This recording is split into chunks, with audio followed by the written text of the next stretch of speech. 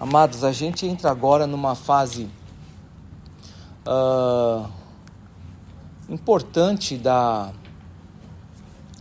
nossa igreja, porque, como vocês sabem, foi um longo processo. Eu tive que transferir as minhas credenciais de um presbitério para o outro, e agora, depois de terminado esse processo, agora vai haver o culto de instalação do pastor oficialmente como alguém chamado pelo presbitério para tomar conta da igreja. E aí depois o próximo passo, depois de organizada a igreja, é levantar líderes da igreja. E é o que a gente vai falar hoje a respeito do que é ser presbiteriano. Mas antes, vamos abrir as nossas Bíblias em Efésios capítulo 4, versículo 7. Efésios capítulo 4, versículo 7.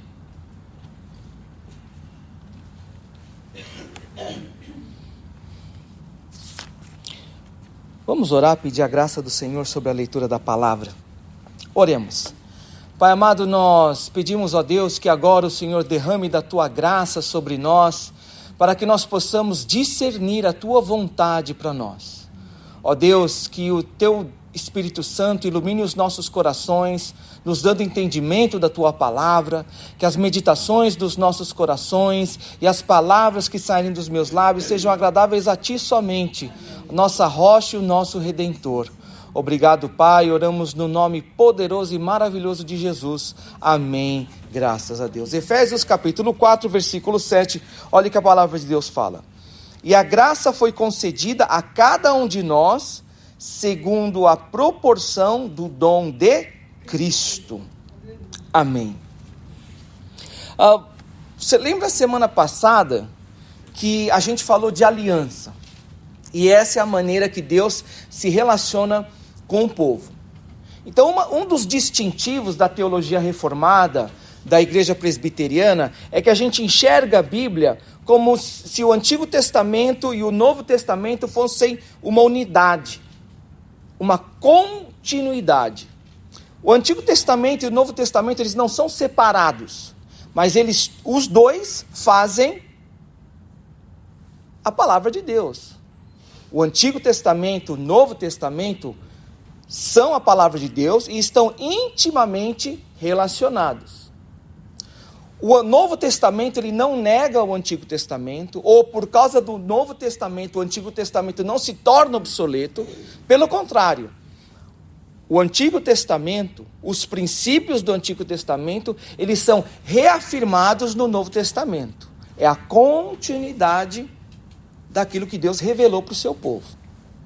Na teologia reformada, então, a gente acredita que Deus trabalhou e se relacionou em duas alianças.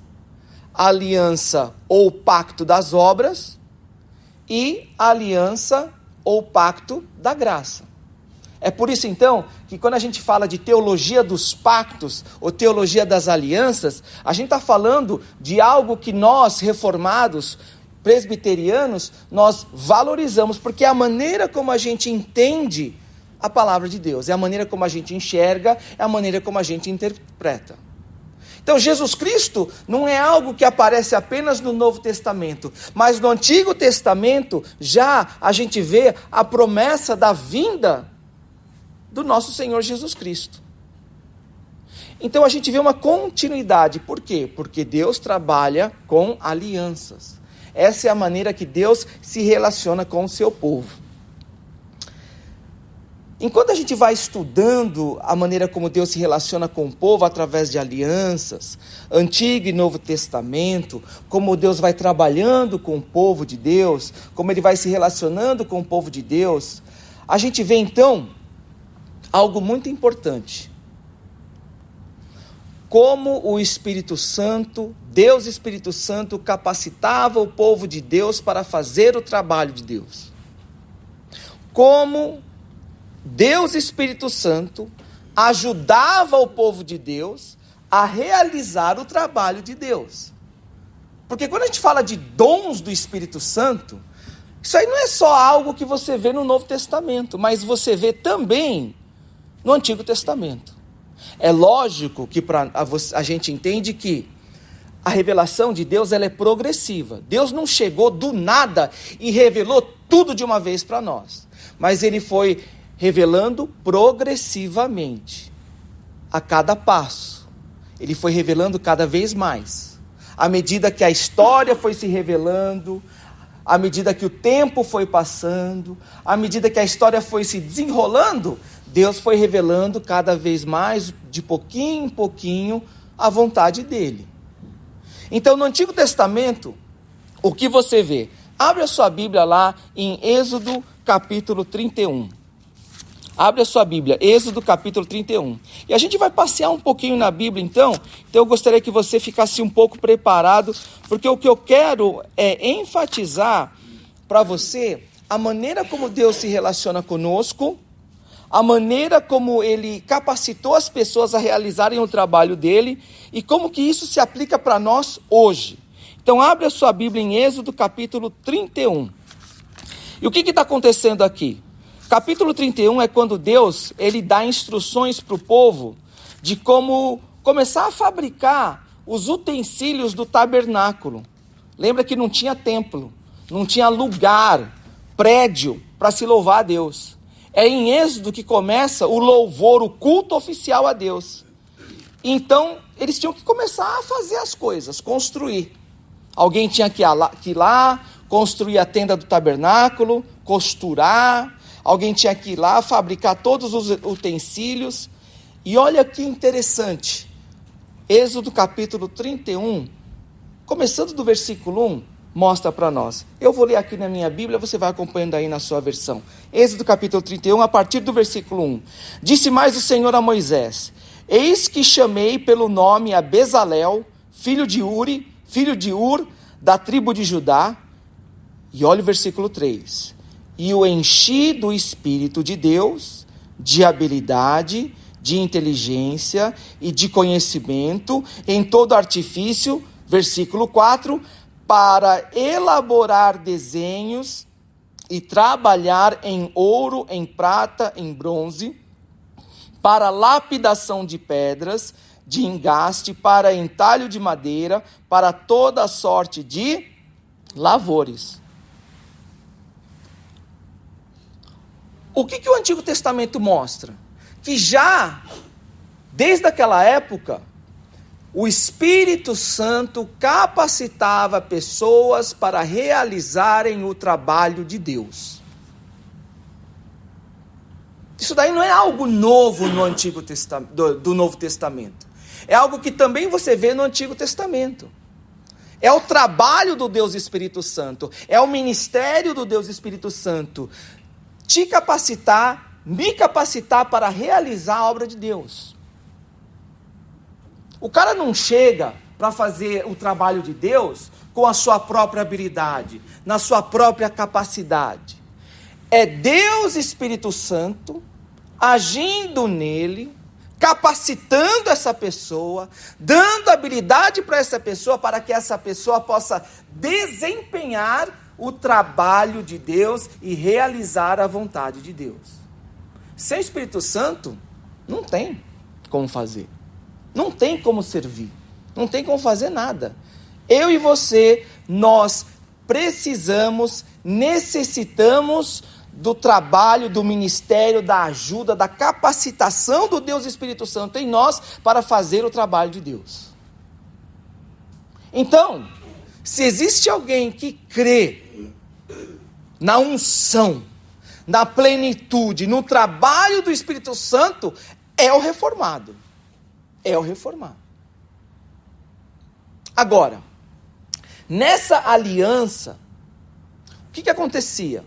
No Antigo Testamento, o Espírito Santo, essa capacitação, ela era momentânea. Por quê? Existia um momento assim, que o Espírito Santo ia embora.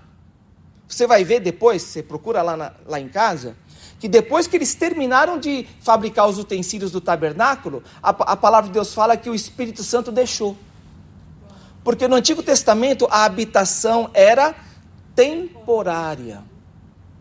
Por um tempo. Tinha duração limitada. Agora, o que a gente vê no Novo Testamento, e aí agora você vai ter que confiar no que eu estou falando, a habitação agora é plena. Porque agora nós estamos experimentando a nova aliança, a aliança da graça, porque em Cristo Jesus nós fomos redimidos e agora nós somos considerados morada de Deus. E através do sangue de Cristo nós podemos experimentar dessa habitação plena. O Espírito Santo habita em nós plenamente e ele não vai embora mais não, porque o selo do Espírito Santo agora foi garantido através do sacrifício de Cristo Jesus por nós. Agora, quando Efésios capítulo 4, versículo 7, fala de graça, ele fala o seguinte, de que o Espírito Santo, em Cristo Jesus, ele deu para a igreja dons. E à medida que o Espírito Santo capacita os crentes a servirem através de dons, existem algumas pessoas que foram chamadas para desempenhar um serviço especial. E é isso que a gente vai falar agora. Por quê? Porque hoje a gente vive uma época muito confusa com relação a isso. Quais são os oficiais da igreja? Deus colocou quem para servir pastoreando a igreja? Será que Deus deu apóstolos, bispos, pastores, presbíteros, evangelistas, diáconos, obreiros? Será que são todos esses que Deus deu? Ou será que Deus deu apenas pastores e diáconos? Ou será que Deus chegou e falou assim, cada um faz do jeito que você quiser. Se você quiser chamar de ancião, você chama. Se Deus quiser chamar, se você quiser chamar de pastor, você chama.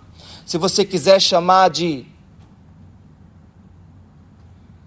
O que será que Deus falou para nós fazermos com relação às pessoas que nós colocamos para administrar e servir a igreja? Porque isso é importante. Isso é importante. Por quê? Porque se você estudar Efésios capítulo 4, você vai ver que quando Deus dá uma capacidade para você, quando Deus te dá um dom, quando Deus fala assim, eu vou dar para esse indivíduo, vou dar para essa serva aqui, uma capacidade para ela realizar o meu trabalho. Quando Deus fala que Ele vai dar para você uma habilidade, se a gente chega e fala assim, essa pessoa, ela tem essa capacidade, mas isso não está na Bíblia, e agora? Será que aquilo realmente vai acrescentar para a igreja? Se eu falo que aquilo vem de Deus, mas na realidade aquilo não vem de Deus, eu coloco aquela pessoa numa posição, eu falo que é de Deus, mas na realidade aquilo não é de Deus. E aí? Como é que aquilo vai acrescentar algo de edificação para a igreja? Porque a palavra de Deus fala em Efésios capítulo 4, o dom não é para mim. O dom não é para você chegar e ficar feliz ou se sentir realizado, não. Se você acha que o dom é para você se sentir realizado, feliz, não é para isso não. É com vistas ao aperfeiçoamento dos santos, é para a igreja ser edificada, é para o seu irmão crescer na fé e não para você. para você só. É para serviço. O dom é para servir. Então, se a gente fala porque ele tem um dom, mas aquele dom não é de Deus, a gente tem um problema. E da mesma maneira, se Deus falou que tem um dom, mas a gente fala que esse dom não existe, a gente tem outro problema. E qual é esse problema? Está faltando algo que Deus deu e a gente não está usando. Uma coisa na América impressionante é que para tudo ou tem um químico ou tem uma ferramenta. Eu não lembro quem falou para mim isso, mas foi uma coisa muito certa que eu aprendi. Na América, você está fazendo um trabalho e você está ali pelejando para fazer aquilo, é porque ou você não descobriu o químico certo, ou você não está usando a ferramenta certa. Porque aqui na América, para tudo, ou tem uma coisinha que você joga e resolve, ou tem uma ferramenta que você usa e pum, já resolveu.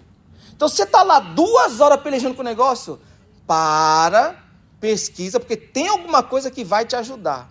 E às vezes dá raiva. Dá raiva, por quê? Porque você está ali pelejando, raspando o negócio, lá 2 horas lá, e depois vem um cabra com a aguinha lá, passou.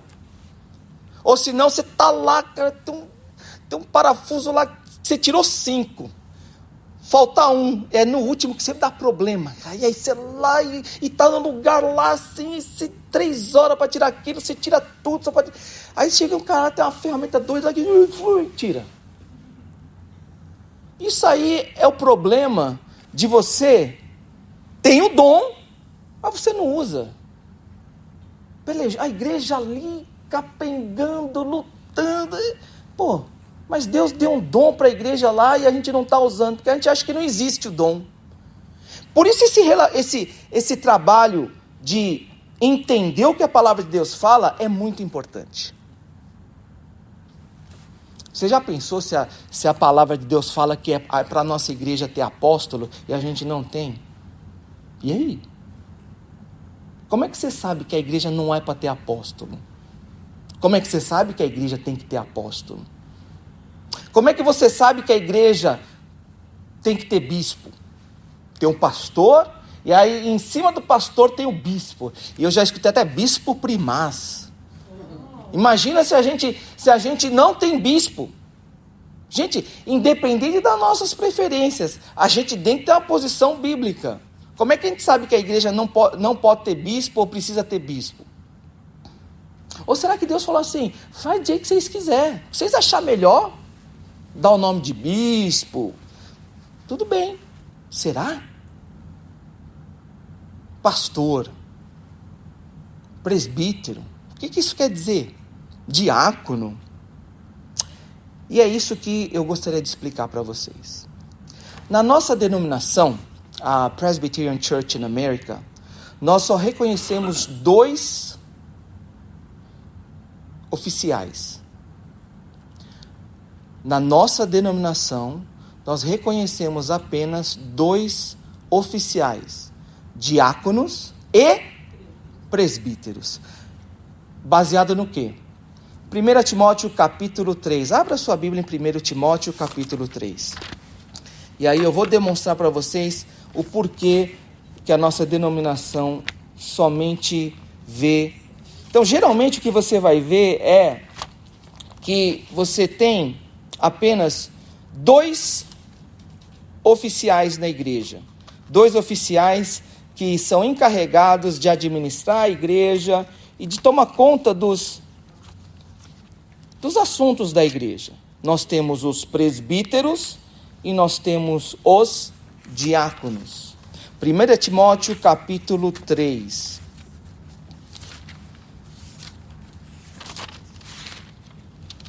Timóteo capítulo 3.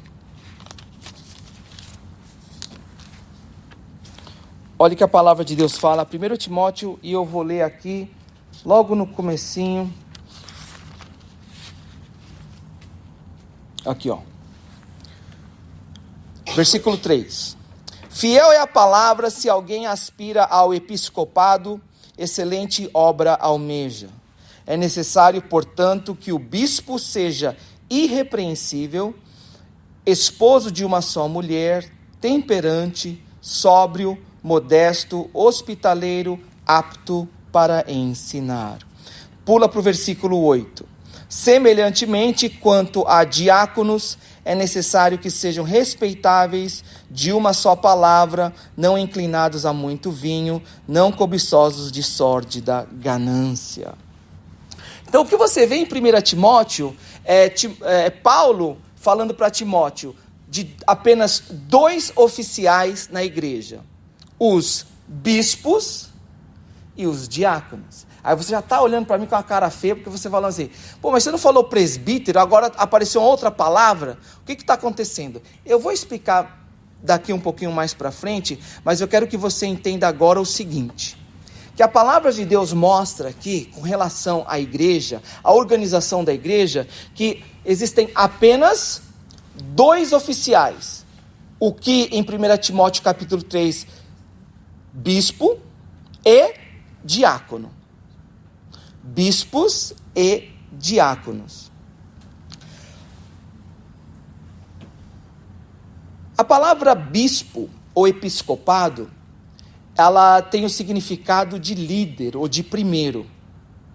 Então, quando você entende essa palavra, você vai ver que na Bíblia, os apóstolos, eles entendiam algumas palavras como se fossem sinônimas e não como distintas uma das outras.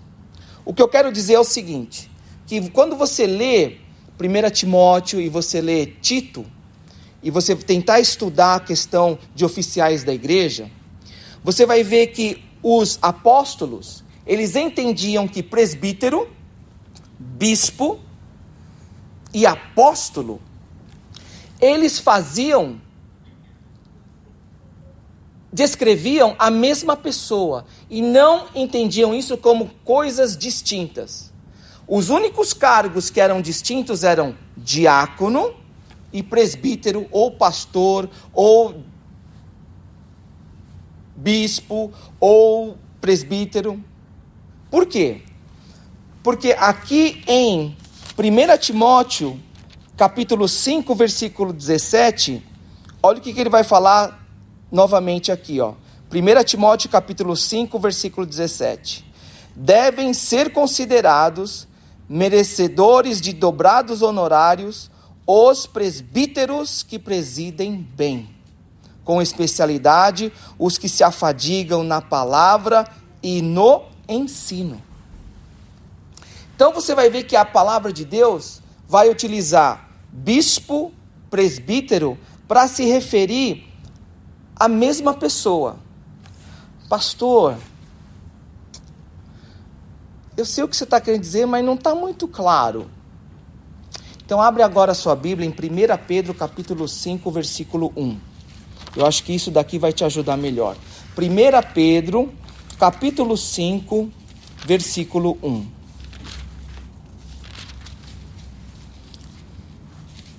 1 Pedro capítulo 5, versículo 1. Quem é que está escrevendo 1 Pedro? Pedro. Quem era Pedro? Apóstolo. Olha o que ele fala aqui em 1 Pedro capítulo 5, versículo 1. Rogo-vos, pois, aos presbíteros que há entre vós, eu, presbítero como eles, e testemunha dos sofrimentos de Cristo, e ainda coparticipante da glória que há de ser revelada. Olha o versículo 2. Pastoreai o rebanho de Deus que há entre vós. Então, quando você vai na Bíblia e você faz um estudo do que é ser presbítero, do que é ser pastor, do que é ser bispo, do que é ser apóstolo, na realidade não havia uma distinção.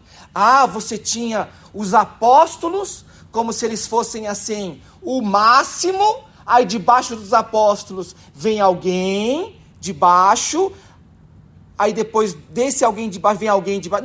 Não havia uma hierarquia. O que havia? Uma diferença em dons. E os presbíteros eram considerados apóstolos, eram considerados bispos, eram considerados pastores, era tudo igual. É por isso então que na teologia reformada, presbiteriana, você só tem 2 oficiais: presbíteros e diáconos. Só isso. E qual que é a diferença? Os presbíteros, eles são chamados para liderar, lembra? Aquele que almeja a liderança, ao episcopado, excelente obra almeja. Seja então o bispo o líder. Por que ele é chamado de líder? Porque ele é melhor do que... Não, é dom. Lembra? Cada um foi chamado de acordo com a graça, à medida do dom que receberam de Cristo. É porque eu sou melhor que alguém? Não. É porque Deus falou, olha, eu quero esse cabra aqui fazendo isso. E aí o Espírito Santo veio e capacitou ele para fazer. Para o cara se achar, para o cara ser orgulhoso? Não. Para aperfeiçoar a igreja, para fazer a igreja crescer, ser edificada e glorificar a Deus. É só isso. Se o próprio Senhor Jesus veio para servir, como é que a gente pode ter uma mentalidade diferente? Da mesma maneira, o diácono. O diácono, ele é alguém que veio para servir. O diácono, o significado da palavra diácono é mordomo, despenseiro, alguém que é responsável por tomar conta dos afazeres da casa. Principalmente o que aconteceu é o seguinte, na época da igreja primitiva, a igreja começou a crescer, e tinha muita necessidade de se ajudar as pessoas naquela época. Por quê? Porque lembra quando o Pentecostes aconteceu? Todo mundo estava em Jerusalém, todo mundo estava de viagem, de passagem. Mas à medida que eles começaram a escutar o evangelho, eles quiseram ficar mais e mais e mais. Eles pensaram que a viagem ia ser 1 semana, começou a durar mês. Então, o que ia fazer? Tinha gente que não veio preparado. Precisava de comida, de pouso, precisava de um monte de... E a igreja começou a ajudar. Os apóstolos começaram a ficar atarefados com isso. E aí, precisar de alguém começar a tomar conta dessa área. Foram aí que se levantaram os mordomos, os despenseiros, aqueles que tomam conta dos afazeres, os diáconos. Então, quando a gente fala o seguinte, que nós não temos apóstolos na igreja, que nós não temos bispos na igreja, não é porque a gente não é pentecostal, não é porque é porque não está na Bíblia. A gente não vê na Bíblia o apóstolo como sendo algo diferente do pastor. Pedro não se via assim. Pedro não enxergava o fato dele ser apóstolo de Cristo como alguém maior ou diferente dos presbíteros, dos pastores que haviam na época. Ele fala, eu presbítero como vocês. Por isso que é muito importante, a partir de agora, desde já, a nossa igreja começar a orar para Deus levantar presbíteros, diáconos dentro da nossa igreja. Porque é para o benefício do corpo de Cristo. É para a edificação da igreja. Não é uma formalidade que a gente faz, mas é algo que nós precisamos para o nosso crescimento espiritual. Ora, por que a gente precisa? Né? Por que isso é importante? E aí você vai entender mais uma coisa. Nós somos uma igreja presbiteriana. Então, isso significa que a igreja ela é dirigida, pastoreada, ela é conduzida, ela é,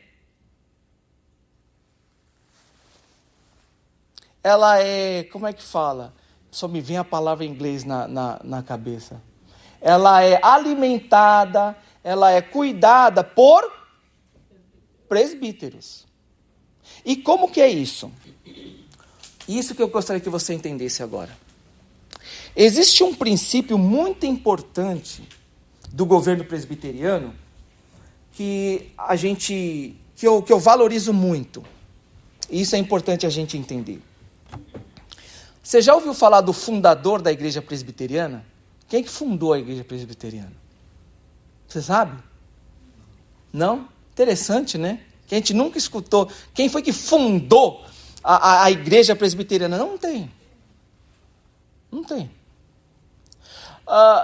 Existe um princípio de que um homem só não possui toda a sabedoria para trazer a vontade de Deus para o povo.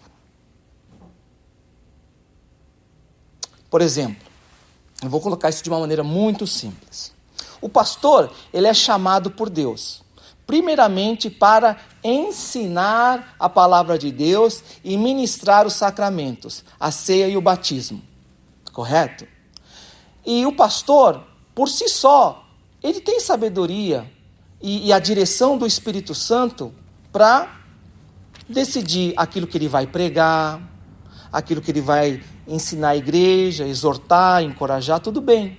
Porém, existem momentos onde o pastor não é saudável e ele por si só não pode tomar responsabilidade para si em discernir certas coisas. Então ele precisa de outros ao seu redor.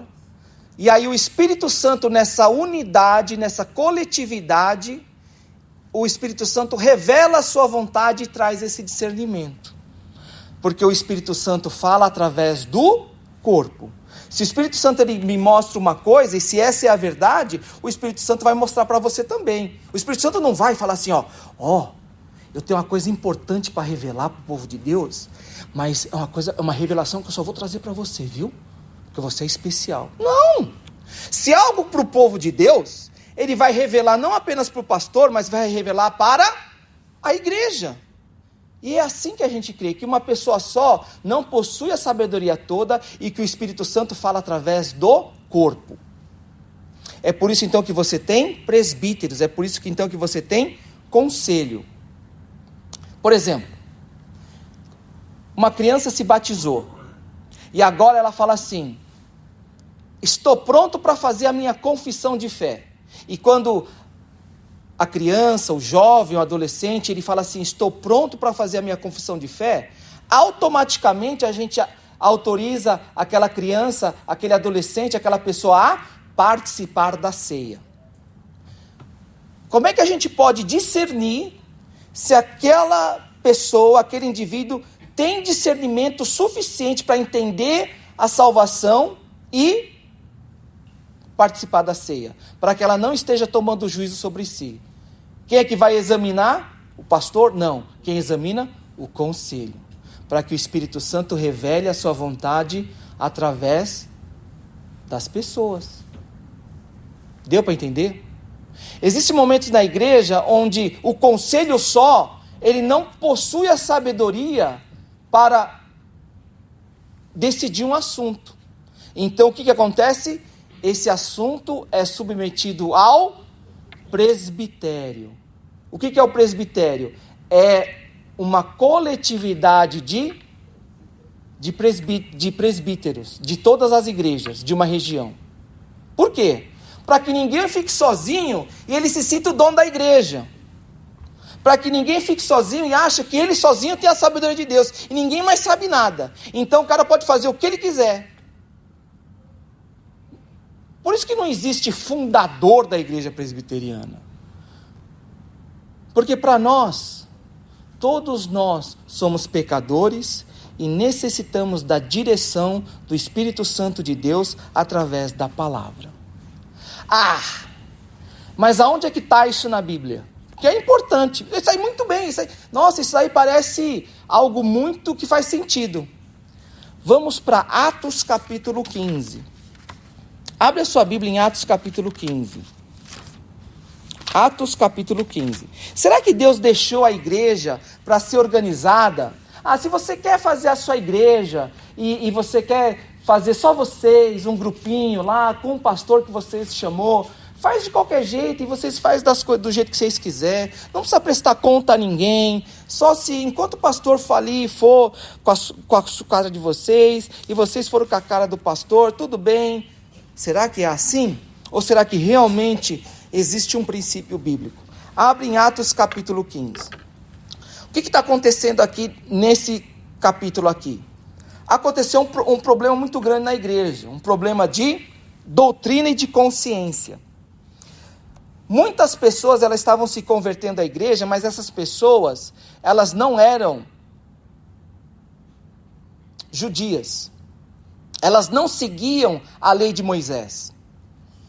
Então, as pessoas que eram convertidas, mas que eram de um contexto judaico, que seguiam a lei de Moisés, elas olhavam para aquelas pessoas e falavam assim, ué, essas pessoas aí que estão vindo se converter, tudo gentil, nunca seguiu a lei de Moisés, é só chegar e falar que eu sou de Jesus e acabou? E a gente que segue a lei de Moisés, como é que a gente fica? Isso criou um problema de consciência, que não era suficiente para um cabra só decidir. Olha como é que a igreja daquela época resolveu. Foi cada igreja resolvendo por si só? Não. Olha o que aconteceu naquela época. Versículo 2. Tendo havido da parte de Paulo, Atos capítulo 15, versículo 2. Da parte de Paulo e Barnabé, contenda e não pequena discussão com eles, resolveram que esses dois e alguns outros dentre eles subissem a Jerusalém. Olha aqui, ó. O negócio ficou tão grande, o debate ficou tão grande, que Paulo e Barnabé, eles não julgaram que eles tinham sabedoria para decidir entre eles. O que aconteceu então? Subissem a Jerusalém aos apóstolos e presbíteros com respeito a esta questão. O que aconteceu então? Eles se reuniram, e aí eles foram a quem? A toda a igreja? Chamou todo mundo num quarto? Não, somente aos apóstolos, que eram os 12, e os presbíteros. E aí eles lá resolveram a questão. Então, o que eu gostaria de trazer para vocês hoje é essa convicção bíblica do nosso sistema de governo presbiteriano. De que nós tenhamos essa convicção de tudo aquilo que a gente faz, de que realmente tem uma base bíblica. É um cuidado de não ultrapassar aquilo que a Bíblia não fala para nós, que a gente pode fazer. De realmente ter esse cuidado de fazer tudo de acordo com a palavra. Para que em todas as coisas o nome de Cristo seja glorificado. Mas a grande pergunta para nós hoje é o seguinte: pastor, o que isso tem a ver comigo? Porque, tudo bem, eu entendi, legal esse negócio de ser presbiteriano, muito bem, agora eu vou para casa, e aí, qual que é a diferença? E é esse hoje o desafio que eu quero deixar para você. O primeiro desafio que eu gostaria que você levasse com você é realmente de engajar em oração, pedindo a Deus para levantar presbíteros e diáconos na nossa igreja, porque esse é outro passo. E não pode ser uma cobiça, uma ambição pessoal. Tem que ser algo que é realmente um chamado de Deus. Tem que vir com alegria no coração, tem que vir com prazer de servir, vir com aquela noção de que realmente eu estou realizando a vontade de Deus e tenho alegria em servir a Deus, em me doar à obra de Deus, para ver a edificação do corpo de Cristo. Que Deus realmente levante presbíteros, diáconos para a sua igreja, para que o corpo de Cristo seja edificado. Lembra, se o corpo precisa ter um braço e uma perna, e por enquanto a gente não tem um braço e uma perna, você acha que a gente vai poder fazer tudo aquilo que a gente precisa fazer? Vai fazer, mas vai fazer um negócio meio capenga, até você ter os 2 braços, as 2 pernas. É assim. Pastor, mas é só isso? E esse é o segundo desafio que eu gostaria de trazer para você. Lembra que no comecinho eu falei de aliança? O nosso relacionamento com Deus é caracterizado como uma aliança. Mas não é apenas uma aliança que a gente tem com Deus, mas é também uma aliança que nós temos uns com os outros, porque nós somos o corpo de Cristo. O meu relacionamento com outras mulheres é diferente do meu relacionamento com a minha esposa. Por quê? Porque o meu relacionamento com a minha esposa é uma aliança que eu tenho com ela e ela comigo. Não pode ser o mesmo relacionamento que eu tenho com outras mulheres. O que eu tenho com a minha esposa é uma aliança e o meu relacionamento com ela reflete esse caráter especial. É uma aliança. Da mesma maneira que nós temos relacionamento uns com os outros. O seu relacionamento com pessoa fora da igreja é um, mas dentro da igreja é outro. Por quê? Nós temos uma aliança uns com os outros. É tão importante esse relacionamento que nós temos como igreja, que a palavra de Deus fala, se você tiver que fazer o bem, faça primeiro aos da fé. Por quê? Porque o que nós temos uns com os outros, que vem de Deus, é um pacto, é uma aliança. É uma aliança. Por exemplo, a pessoa fora da igreja é uma coisa. A pessoa que divide a ceia comigo dentro da igreja é outra coisa. Porque eu, com o meu irmão e a minha irmã, nós temos uma aliança. Ter relacionamento fora da igreja e valorizar aquele relacionamento mais é um problema. Porque ou a gente não está entendendo o que é ser membro de uma igreja, ou a gente não entende o que é uma aliança. Gostar mais de curtir com o pessoal do churrasco, com o pessoal não sei da onde, enquanto que relacionamentos da fé na aliança dentro da igreja permanecem superficiais, é um problema. Por quê? Porque nós temos uma aliança. Pastor, mas sabe, falar a verdade para o senhor, eu quero ter uma distância com pessoa. Eu quero ter uma distância, um limite ali. Não, eu entendo. Agora, se eu vou concordar com o que você fala, é um problema. Por quê? Porque nós somos chamados para fazermos parte do corpo de Cristo. Não é algo opcional. É uma aliança que nós somos chamados a participar, a fazer parte e a nos entregarmos. Deu para entender?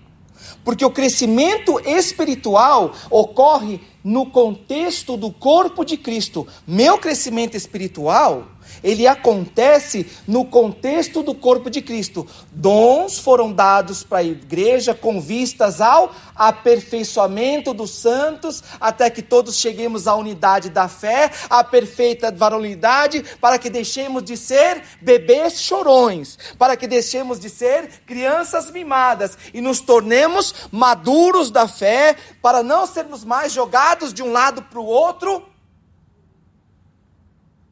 Crescimento espiritual acontece no contexto do corpo de Cristo. Meu irmão, e vai doer esse relacionamento. Vai doer. Casamento é assim. Porque é uma aliança. Já imaginou se a gente tratasse casamento como se a gente trata relacionamento hoje em dia?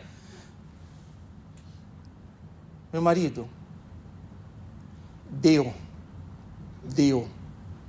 Vou botar agora um limite nesse nosso relacionamento.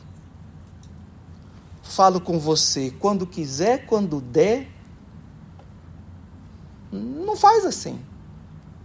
Eu vou lá buscar meu canto, você busca seu canto. Não é assim. Por quê? Porque casamento é uma aliança. E ainda que você acorda naqueles dias que você não quer ver a cara da pessoa, você não está bem, mas aí, por causa dessa aliança, desse pacto, porque é um casamento, você engole o orgulho e vai. E aí acontece o crescimento. Membresia de igreja é assim. Foram lá, são crentes, mas por alguma razão aconteceu alguma coisa, ou só de você conviver com a pessoa, você já começa a ver, cara, essa pessoa aí já não me entrou bem, rapaz, mas é o que você faz? É irmão e irmã de igreja, vocês dividem a ceia do Senhor, vocês têm uma aliança, você passa por cima do seu orgulho, você engole e você aprende a amar como Cristo ama a igreja. Você se entrega porque Cristo se entregou à igreja. Você serve aquela pessoa que aquela pessoa não corresponde às suas expectativas, porque Cristo lavou os pés dos discípulos e você não tem outra atitude a não ser também botar a toalha nas costas e lavar os pés uns dos outros, porque o seu Senhor fez assim. Isso é membresia de igreja. Então o desafio é você agora fazer parte desse corpo de Cristo. E não precisa ser desse não. Se você vê que para mim não vai. Mas você como crente tem que buscar ser membro atuante, ser membro ativo de uma igreja. Por quê? E eu não estou puxando sardinha para o meu lado não. Se você não quer, amém, graças a Deus. Precisa ser presbiteriano? Não, você não precisa concordar com a teologia reformada. Mas o que eu digo para você, você deve ser membro atuante, fiel de uma igreja, qualquer igreja que seja. Por quê? Porque é através do seu serviço que Cristo é glorificado. Por quê? Porque no momento que você foi salvo, Deus te deu o quê? Um dom. Para quê? Para você ficar guardado no bolso lá e continuar levando sua vida? Não, para você servir o corpo de Cristo, não é para você usar o dom com o povo do churrasco, com o povo do pagode, com o povo do futebol, com o povo não sei da onde, é para você pegar esse dom e usar na igreja para edificação da igreja. Se você não usa seu dom, alguma coisa tudo você está deixando de fazer, porque alguma coisa você não entendeu. Cristo morreu na cruz, e aí na graça dele, ele falou assim, vou dar dons para a igreja, para o cara pegar o dom, botar aqui no bolso e deixar lá.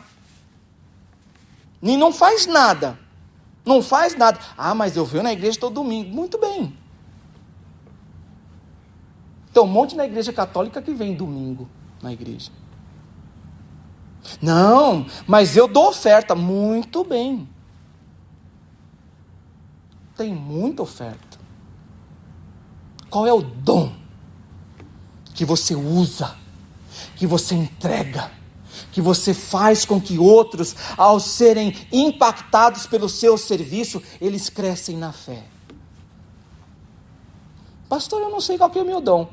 Rapaz, quanto tempo nós estamos na igreja e nunca você teve curiosidade para saber qual é o teu dom? Mas nunca me ensinaram.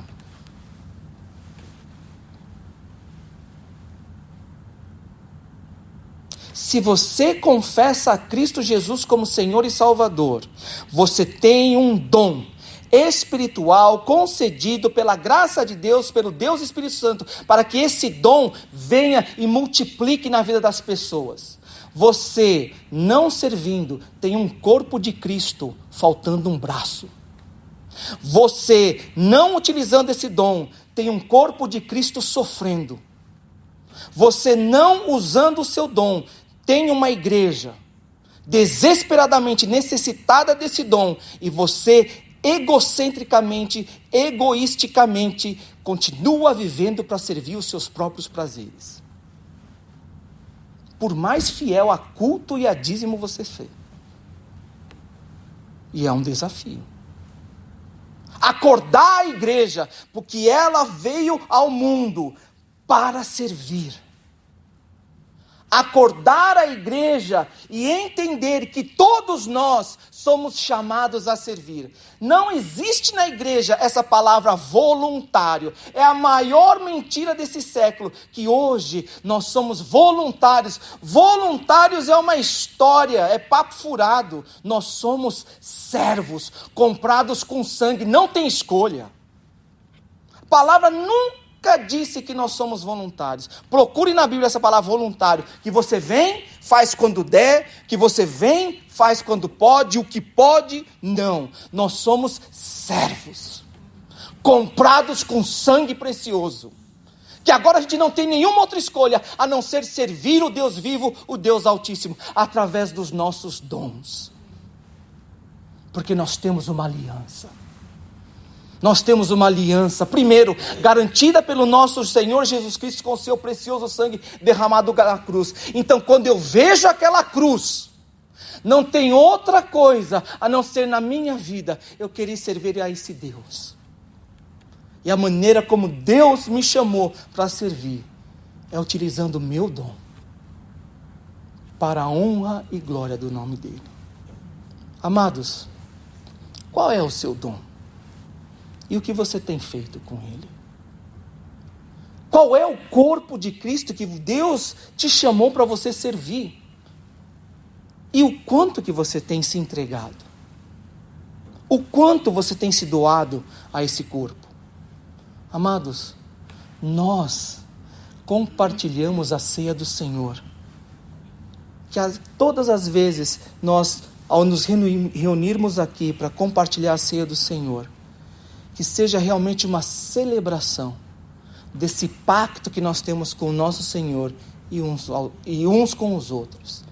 O pacto de servir, o pacto de amar, a aliança de doarmos a nossa vida uns aos outros e assim servirmos a Cristo através dos dons para a honra e glória do nome de Jesus e a edificação da igreja de Cristo.